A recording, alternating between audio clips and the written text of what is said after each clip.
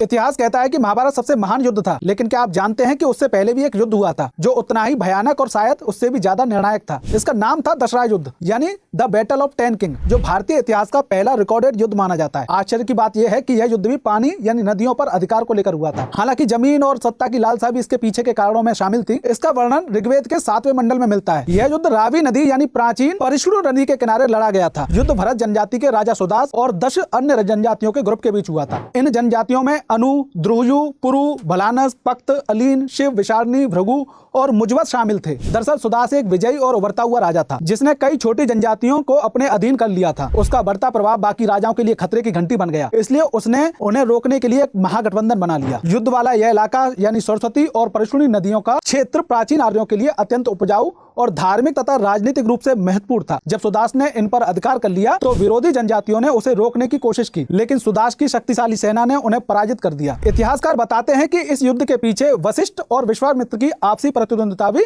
निर्णायक कारक थी। पहले सुदास विश्वामित्र का शिष्य था, पर बाद में उसने वशिष्ठ को राजगुरु बना लिया। विश्वामित्र इसे अपमान मानकर विरोधी राजाओं से जा मिले। अंततः सुदास की जीत हुई और इसके बाद भरत जनजाति वैदिक काल की प्रमुख शक्ति बन गई, जिसे आगे चलकर कुरु वंश और महाभारत काल की नींव पड़ी।